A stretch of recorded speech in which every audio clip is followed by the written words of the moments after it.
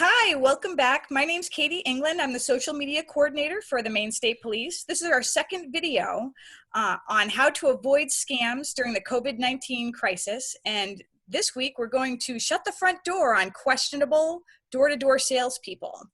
We're going to start, with us today is Pat Hood, Jane Margesson from AARP Fraud Watch, and Judy Shaw from the Office of Securities. And we're actually going to start with Jane, who's going to talk about some of the things you might expect when people are coming door to door. Thank you, Katie, and thank you to the Maine State Police and the Maine Office of Securities for the second in our installment of these scam alerts. And what we wanted to talk about today is that, especially as the weather is starting to improve and heat up a little, this is prime time for home repair and home improvement scams. And we're going to teach you some tips and tricks about ways you can keep yourself and your family safe. So the way these scams work is typically a contractor will kind of appear out of nowhere, knock on your door and say perhaps that they have leftover materials available from another job that they did that went more quickly than they expected. And therefore they've got these wonderful materials they can use for your home at a cheap price. Maybe they're just saying they're going around in the neighborhood and they did some work down the road and saw that your chimney looks like it needs repair, or you've got some siding that looks questionable, or you need your driveway paved, and they'll just start to sweet talk you into work that frankly you may or may not need. But please remember, especially if somebody starts asking you for money, that's immediately a red flag. These types of individuals who are not on the up and up are going to be asking for cash, and they're going to be asking for you to pay it quickly. That is a huge red flag. But remember that you have control. It's your home. Feel empowered. If you're uncomfortable, you don't know this person, you definitely do not need to continue the conversation. And we want to make sure that you know that you have certain rights in the state of Maine, which my colleagues here are going to explain a bit further. But it's always good to get references and to make sure you check those references. Check out this individual with the Better Business Bureau. You can check with the local, state, and even federal agencies like the Federal Trade Commission. You can find out information about it, whether or not there are any complaints against this particular individual or their company. So just know you're in the driver's seat. You can take control and be empowered and be a great fraud fighter. That is excellent information. Thank you so much, Jane. Judy, did you want to expand upon some of the things that people need to watch out for? Absolutely, Katie. So good to see everybody. Glad to be a part of this. What I wanted to talk about is, in addition to all of the maybe home repair or paving or other contractor scams that can come knocking on your door, those scams sometimes can be coupled with some investment scams. Certainly individuals may decide, hey, if this individual has enough money to get a brand new porch built on the front of their house, maybe I can convince them to sign a little money, give me some checks to further finance my business overall. And that's exactly what happened back earlier in the 2000s when my office took a look at a contractor who had been hired to do some repairs on the home of a 90-year-old individual, 90-year-old woman on the coast of Maine. While he was doing those repairs, he realized that maybe she had some money that she had saved over the years, or maybe had received through investments, and he convinced her to give him a total of $47,000 that he said he was going to invest in his business, and she would get a great rate of return. When she started to ask some questions, because there were no disclosures of the risks involved, no paperwork, just some hollow promises, when she started to ask questions, he gave her a fake business plan with some profit projections that he admitted to us he had just made up. He had no idea how to even write a business plan. So we have to be very, very careful. As Jane was saying, the number one thing we can do is ask questions. That is, if we're not going to close the door in the first place, that might be the best place to start. But if you think this is something you want to consider, you need to be asking questions. Ask questions of the individual. Know that you have the right to have information about their business, to find out if they're legitimate.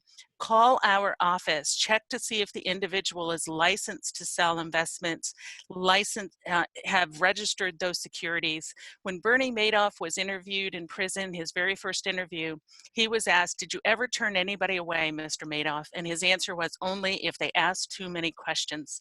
So when you think you've asked your last question, come up with another question to ask, and always, always check with my office before you invest in anything. That is really good advice.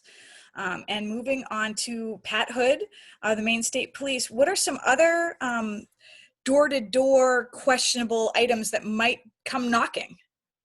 Well, good afternoon to each one of you, and thank you all three for coming together again. But what I'd like to do is offer a little bit of an insight to what it might look like when somebody comes to your house. Now, in this environment of trees down, shingles blowing off your roof, any number of things that may have happened in the last couple of weeks, we all probably stand to have some work done at home, and it's a rite of passage in the spring. The only difference here is instead of sitting around thinking about this work needs to be done, here comes an individual or a company offering their service to maybe a problem that you have, and you think, holy cow, the stars are lining up today. But just remember, because they come and ask about a problem that you already know, doesn't mean that they are the person to do the work. Now, one thing that's common in all of these types of questionable door-to-door salespeople is they're good with people. They know how to talk to you. They generally know how to ask. They can figure you out pretty quickly. And sometimes you have to be aware of that because they can quickly wrap you up into something that you don't want to be involved in. But know that just because they're there, you have every right to ask the questions, as Judy said. Some of the things that you should ask for immediately is, do you have some way that I can contact you, whether it be a business card, maybe some stationery where they would bring up a contract? Because you should, one, take their information and say, I am interested, but I need to do some work. Now, depending on how they respond, if they say, well, this is a limited time offer, we're in the neighborhood because of X, Y, or Z, be very aware that that's a problem. Because if you are legit, okay, perfect, I'll look to hear from you. But you can take that and do your own research. Secondly, if you are a homeowner and you need those repairs, don't underestimate the value of your own insurance company. You may have sustained some damage and they can arrange something to be done. Again, just an option that you may have, but what is most important is to either talk to your friends or neighbors in the area that may have received a service from this particular person or company to see if it's all that it was cracked up to be. Those couple of things are very important, but when you hear the words, I have extra material, we need to do that right now, those are things that you should say, you know what, I'm not interested, and feel empowered, as we've heard already, to walk away, or in this case, shut the front door on these people and do your own research. So those are a couple of things that will help keep you safe and hopefully make you feel like you're in the driver's seat as you move forward to these types of home repairs. This is all excellent information. Thank you guys so much for all of this. Do we have any final thoughts that we want to share with people? And we'd also like to encourage the people watching this video to please ask questions. Let us know what topics you'd like to hear from us so we can cover them in the future. But Jane, did you have anything that you wanted to say in closing? Yes, I do, Katie. In the state of Maine, door-to-door home repair contractors must be licensed with a piece of actually Judy's agency called the OPOR, the Office of Professional Occupation Regulation. And it's really important to know that. So if you do choose to move forward with somebody, you do have certain rights. You need to know that they should be licensed, and you should get that license number and investigate it. You also have 3 days to decide whether or not you even want to have this work done. That gives you an opportunity to think it over, discuss it with a family member, or just, maybe, check your finances, and you have the right, in other words, you have the right to change your mind. And if your home repair actually involves something like an addition to your home, or paving your driveway, something that's considered a permanent piece of the residence, you cannot even move forward with the work until that 3 days has gone by. And this contractor should know that. So there are all kinds of ways that you can establish checkpoints and know that that will help to keep you safe. If you do have any questions, please reach out to any one of us. That's what we are here for. Judy always likes to say that there's a no wrong door approach, and that couldn't be more true. No matter who you call or call the Attorney General's office, I know we're going to give out some information on contact info. We're all here to assist you and help to keep you and your family safe.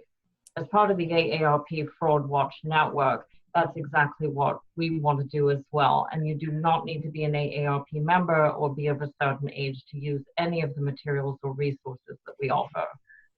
That's excellent. Thank you, Judy. Jane. And Judy, did you want to add anything else in closing? Sure, thanks, Katie. Just quickly to remind folks, as Jane was saying, we all work well together. We're very careful about making sure that we get information in the hands of the right agency. We work closely with the Attorney General's office and lots of other agencies as well. So by all means, please reach out. As we always say, if we don't know, we can't help you. You can always go to our website, investors.maine.gov, and you will find our email addresses and you'll be able to reach out. Most of all, I just want to acknowledge that times are really tough. So be patient, be strong. We're all in this together and we're all going to get through this together. Oh, that's excellent. Thank you so much, Judy. And Pat, did you have any closing items that you wanted to mention? Just to keep in mind that we're talking about questionable people coming to the door. There is a real possibility that you may get visited by someone who's out of work looking for some side work to do. And that's not who we're talking about today. But if you know someone in the neighborhood and you have work to be done, still ask for a full clarification of what it is. What rules are we going to play by? Are you going to cut 1 tree, 10 trees? Are you going to repair this one piece of roof, the whole roof? It just gives everyone a level playing field, so there's no question about what's going to happen. And sometimes it is best to write that down in that type of agreement, but a must is to have a contract if you do want to proceed with any type of work from a licensed or what appears to be a licensed operation. But the last piece that I would like to add, at no point do you need to feel committed. If it says this is not right and this is a scam for sure, we want to know about it. If you can get a vehicle description, a name on the side of a vehicle, or even a license plate number, that gives us big pieces of evidence to work with that we can find them in the next town over, or quite frankly, maybe the next county over, because what's happening in your neighborhood for sure is happening across the state. So any of that information would be useful for us. So thank you for that. And again, like I said last time, be kind to each other. We'll all get through this together, and we look forward to doing this again next week. I do look forward to doing this again. And we do want to just mention a couple of phone numbers. One is for the Consumer Protection Division for the AG's office, which is 800-436-2131. You can also call 211 Maine to get some answers for any of the questions that you might have pertaining to some of these scams or legal issues that you might be facing. We will be posting all of the contact information in the description of the video here on our Facebook page and on our YouTube channel. So I thank you so much, Pat and Jane and Judy, for joining us and sharing this information with our viewers. And we will see you here again soon. Thank you. Thank you. Thank you.